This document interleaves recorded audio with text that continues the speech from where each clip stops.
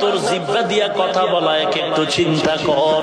এই জেহেনের ভিতরে আমার পুরা বডি যদি তুমি এক একটা ভিন্ন করে দেখো, 2 ঘন্টা বয়ান আমার ভেতরে কোথাও কথাগুলো জমা নাই।